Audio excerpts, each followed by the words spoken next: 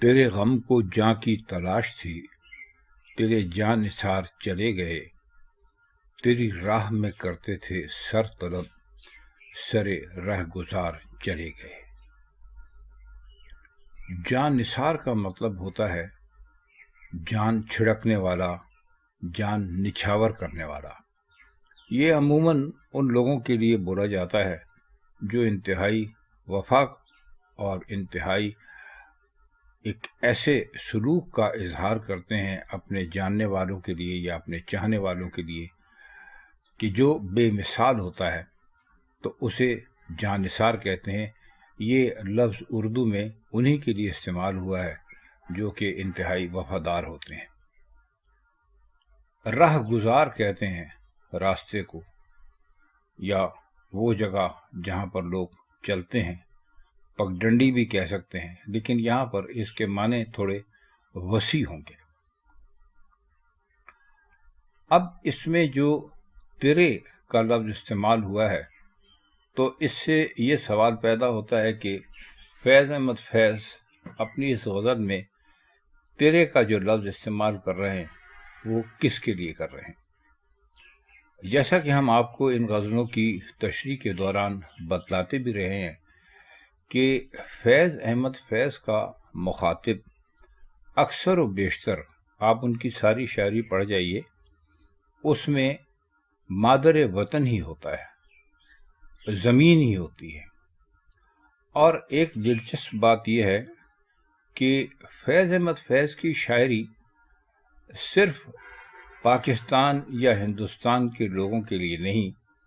بلکہ یہ پوری دنیا کا احاطہ کرتی ہے۔ یعنی دنیا میں جہاں جہاں بھی لوگ پریشان ہیں، زموں حال ہیں، جہاں جہاں بھی ان کو سماجی دکھ ہیں یا معاشی دکھ ہیں، وہ غلام ہیں، وہ آزادی چاہتے ہیں، تو فیض کا مخاطب وہ تمام لوگ ہوتے ہیں۔ یہاں چونکہ وہ پاکستانی شاعر کے طور پر جانے جاتے ہیں، تو اس لیے وہ یہاں پر کہہ رہے ہیں تیرے، تو غالباً ان کی مراد اپنا وطن اور اپنے وطن کے لوگ ہی ہو سکتے ہیں۔ اب یہ شعر بھی ایک طرح سے ایک ایسی مایوسی کی کیفیت کا اظہار کرتا ہے جو کہ کبھی کبھی فیض کے ہاں در آتی ہے۔ یعنی کبھی کبھی ہمیں ایسا محسوس ہوتا ہے کہ فیض احمد فیض ان لمحوں سے یا اس کیفیت سے گزر رہے ہیں جس میں تھوڑا بہت مایوسی کا عنصر پایا جاتا ہے۔ یہ ایک طرح سے اطلاعی شعر بھی ہو سکتا ہے، یعنی وہ اس میں جس سے مخاطب ہیں اس کو ایک اطلاع دے رہے ہیں، اس کو ایک حقیقت سے واقف کروا رہے ہیں، اور وہ کہتے وہ یہ ہیں اس میں کہ جو تیرا غم تھا، یعنی تیری پریشانی تھی یا تیرے لیے جو ہم تگ و دو کرتے تھے، وہ اس کے لیے ایک جان دینے کی ضرورت تھی۔ یعنی جان دینے کی حد تک ہم تیرے فکر میں رہا کرتے تھے، لیکن اب تیرے وہ جان نثار جو ہیں وہ اب موجود نہیں رہے۔ اب وہ کہاں چلے گئے اس کا تو انہوں نے بہت تذکرہ نہیں کیا۔ اب اس میں ایک بات یہ بھی کہی جا سکتی ہے کہ اس زمانے میں ایسے ہی کسی خیالات رکھنے والے آدمی کو پھانسی ہوئی ہو، وہ اپنی جان سے اپنی کسی جدوجہد کے دوران چلا گیا ہو، یا وہ طویل عرصے کے لیے مظالم کا الزام سہتے سہتے وہ جیل چلا گیا ہو، کچھ بھی ہو، تو یہ کسی ایک ایسے آدمی کے لیے فیض احمد فیض اپنی سرزمین وطن کو مخاطب کر کے اس سے اطلاع دے رہے ہیں کہ اب وہ باقی نہیں ہے۔ اور کون باقی نہیں ہے؟ وہ جو تیرے راستے میں سر طلب کیا کرتے تھے۔ اب سر طلب کرنے کا مطلب بھی جان دینا ہی ہے، اور یہ سر راہ گزار کا مطلب یہ ہے کہ اسی راستے پر، یعنی حق اور صداقت کی تلاش کے راستے پر وہ یہاں سے چلے گئے ہیں۔ کہاں چلے گئے ہیں اس بات کی تو انہوں نے بہت وضاحت نہیں کی کیونکہ شاعر ہمیشہ اشاروں، کنایوں اور استعاروں میں بات کرتے ہیں، لیکن وہ اس میں ایک دکھ کا اظہار ضرور کر رہے ہیں کہ اب وہ لوگ باقی نہیں رہے جو کہ ایک اشارے پر اپنی جان دے دیا کرتے تھے۔ دوسرا شعر ہے، تیری کج ادائی سے ہار کے شب انتظار چلی گئی، میرے ضبط حال سے روٹھ کر میرے غم گسار چلے گئے۔ کج ادائی کا مطلب ہوتا ہے منہ پھیر لینا، کسی کے ساتھ بہت اچھا سلوک نہ کرنا، کسی کو دیکھ کر جانتے ہوئے انجان بن جانا، اور ضبط حال کا مطلب ہوتا ہے اپنا حال دل کسی سے نہ کہنا، اور غم گسار کہتے ہیں دوست کو، ساتھی کو، یہ سب آپ بہت اچھی طرح جانتے ہیں۔ اب اس میں اگر آپ چاہیں تو اس شعر کو مجازی رنگ دے دیجئے کہ شاعر اپنی محبوبہ سے مخاطب ہے اور وہ کہہ رہا ہے کہ ہم ساری رات تیرا انتظار کرتے رہے، لیکن تو کج ادا نکلا یا کج ادا نکلی، اور ہم پوری رات انتظار کرنے کے باوجود تیرے دیدار سے محروم رہے۔ اور وہ لوگ جو کہ ہمارے ساتھ بیٹھے ہوئے تھے کہ ہمیں دلاسا دیتے، ہمیں تسلی دیتے، جب انہوں نے دیکھا کہ اس پر تو کوئی اثر ہی نہیں ہے، یعنی یہ تو ضبط کرنے کا ایسا ماہر ہے کہ نہ یہ اپنے چہرے سے، نہ اپنی گفتگو سے، نہ اپنے جو جسم ہوتا ہے اس کی کسی حرکت سے یہ تو ثابت ہی نہیں کر رہا ہے کہ اس کو کوئی دکھ ہے یا کوئی غم ہے، تو وہ اس انتظار میں بیٹھے ہوئے تھے کہ اب یہ روئے گا، پیٹے گا، چلائے گا، محبوب کے نہ آنے کا شکوہ کرے گا، گلہ کرے گا، تو ہم اس کو تسلی دیں گے، دلاسا دیں گے اور غم گساری کا حق ادا کریں گے۔ لیکن ہم نے وہ موقع آنے ہی نہیں دیا، یعنی غم گسار تو ہمارے پاس بیٹھے رہے، وہ چاہتے تھے کہ ہمیں دلاسا دیں، ہمیں تسلی دیں، ہمارے اوپر جو بھی غم کے پہاڑ ٹوٹے ہوئے ہیں اور جو بھی ہمیں زخم لگے ہیں ان کا مداوع کریں، لیکن ہمارا ضبط حال ایسا تھا، یعنی ہمارے ضبط کی کیفیت ایسی تھی کہ ان کو بہت شدید مایوسی ہوئی اور وہ ناراض ہو کر ہم سے چلے گئے کہ ایک ایسا شخص ہے کہ جس کے پاس ہم آئے تھے کہ ہم اس کا غم بانٹیں گے، ہم اس کا دکھ بانٹیں گے، لیکن یہ تو کسی غم، کسی دکھ کا اظہار ہی نہیں کرتا، اس کا تو ضبط حال بہت ہی کمال کا ہے، تو وہ ہم سے روٹھ کر ہم سے دور چلے گئے۔ اب اس شعر کو اگر آپ چاہیں تو لے جا سکتے ہیں سماجی جو تبدیلیاں ہوتی ہیں ان کی طرف بھی، اور چاہیں تو آپ اس کو خالصتاً مجازی شعر سمجھ کر بھی پڑھ سکتے ہیں اور اس کا مطلب یوں بھی کر سکتے ہیں۔ لیکن اس میں بھی اگر آپ چاہیں تو سیاست کا پہلو بہت واضح ہے، خاص طور پر اس کا جو دوسرا مصرع ہے کہ میرے ضبط حال سے روٹھ کر میرے غم گسار چلے گئے۔ ان کے کہنے کا مطلب یہ ہے کہ ہم پر جو سختیاں آئیں، جو اس حق کے راستے میں ہم پر جو تکالیف آئیں، وہ تکالیف اور وہ سختیاں ہم نے خاموشی سے جھیل لی، ہم نے بہت زیادہ شور نہیں مچایا۔ تو وہ لوگ جو کہہ رہے تھے کہ بھائی اب فیض صاحب کے اوپر یہ وقت آ گیا ہے، اب وہ یقیناً ہماری مدد چاہیں گے، اب وہ یقیناً ہم سے کہیں گے، فریاد کریں گے، شور کریں گے کہ میرے ساتھ کیا ہو گیا، لیکن جب ہم نے کچھ بھی نہ کیا اور بے پناہ ضبط کا ہم نے ثبوت دیا تو وہ ہم سے روٹھ کر ہمارا ساتھ چھوڑ گئے۔ شعر ہے، نہ سوال وصل، نہ عرض غم، نہ حکایتیں، نہ شکایتیں، تیرے عہد میں دل زار کے سبھی اختیار چلے گئے۔ سوال وصل کا مطلب یہ ہے کہ ملاقات کرنے کی آرزو یا ملاقات کرنے کا تقاضا،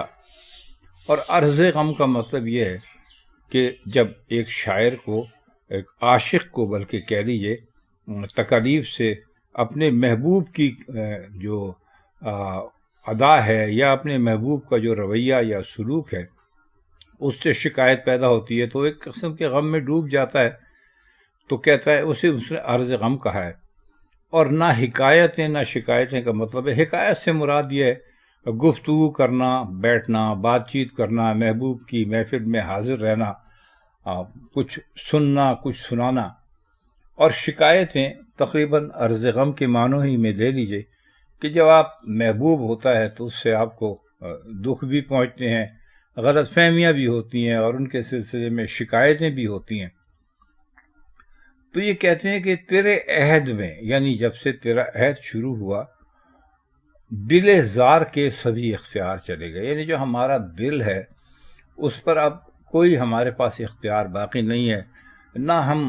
تجھ سے وصل کا سوال کر سکتے ہیں، نہ ہم تجھ سے اپنا جو غم ہے اس کے بارے میں کچھ کہہ سکتے ہیں، نہ تیری محفل میں جا کے کوئی بات چیت کر سکتے ہیں، نہ تجھ سے کوئی گلہ کر سکتے ہیں۔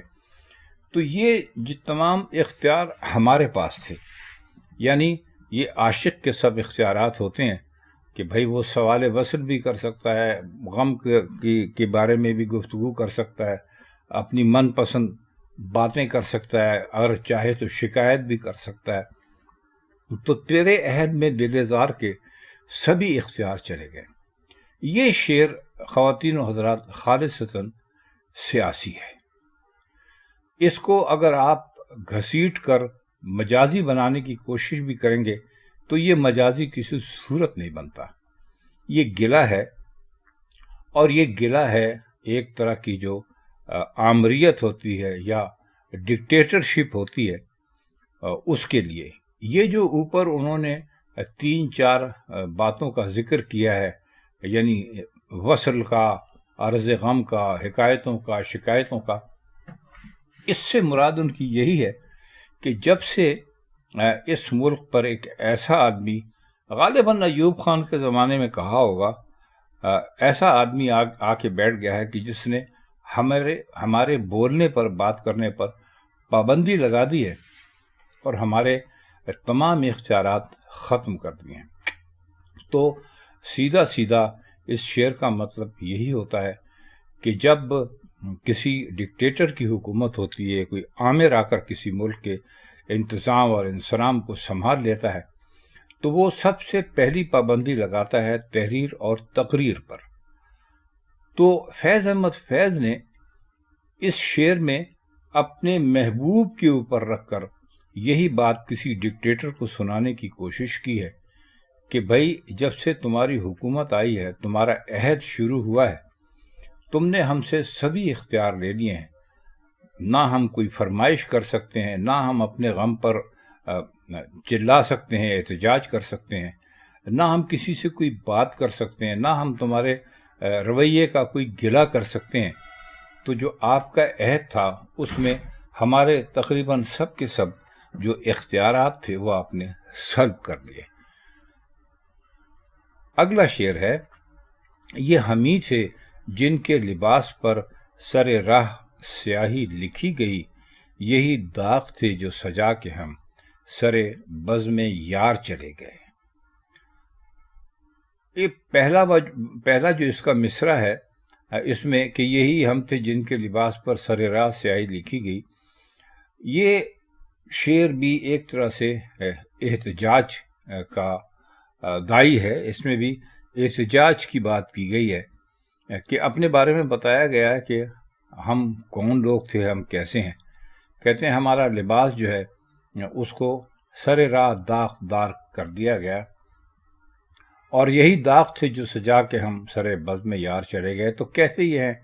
کہ تم نے اپنی مظالم سے، اپنی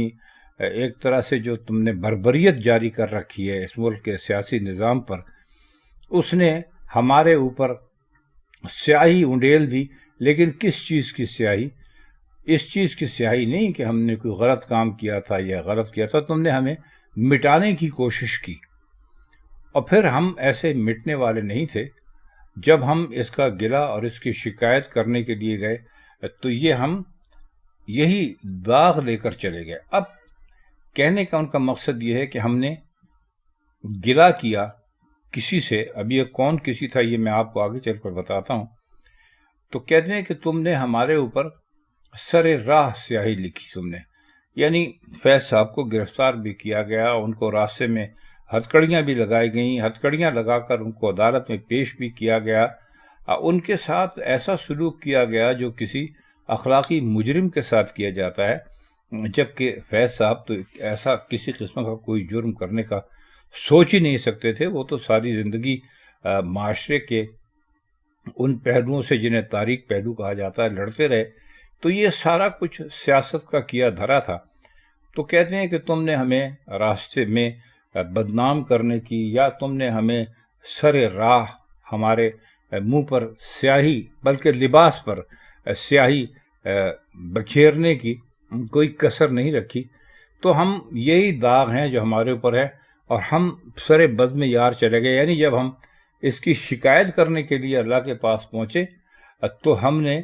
یہ داغ دکھائے کہ دیکھیے صاحب، یہ فلاں آدمی نے ہمارے اوپر سر بازار یہ ظلم کیا ہے، اور ظلم کی یہ نشانیاں ہیں، اور اب ہم آپ کے پاس آئے ہیں تو یہ داغ ہمارے جسم پر سجے ہوئے، ہم نے ان کو ابھی مٹایا نہیں ہے. آخری شعر ہے: نہ رہا جنون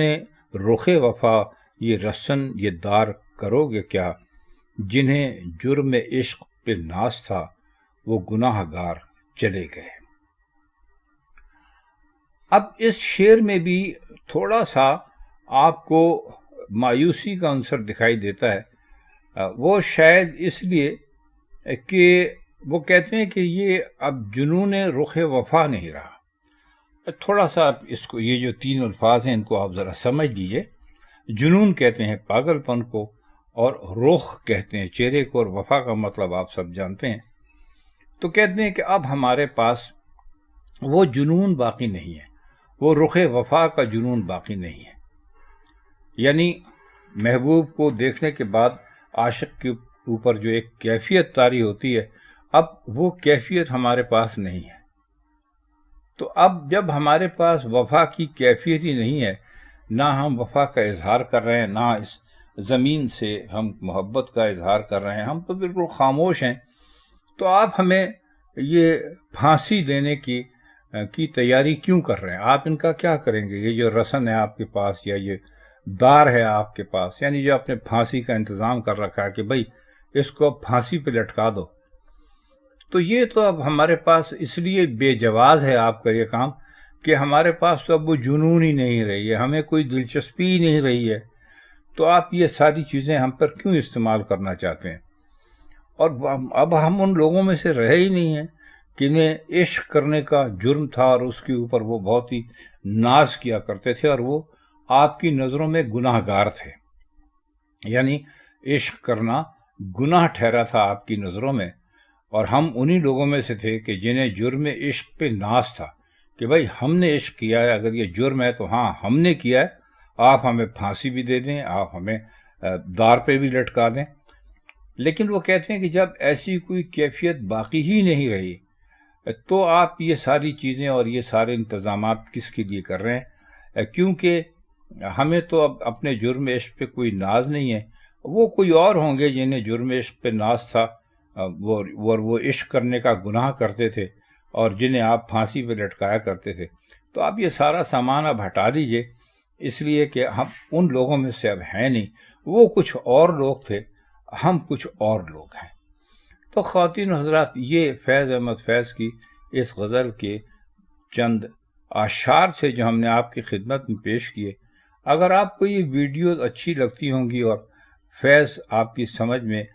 کچھ نہ کچھ کسی نہ کسی حد تک آ رہے ہوں گے تو ہمیں بہت خوشی ہوگی. اب ہم چاہتے ہیں آپ سے اجازت، فیض کی کسی اور غزل یا نظم کے ساتھ آپ سے پھر ملاقات ہوگی. تب تک کے لیے خدا حافظ.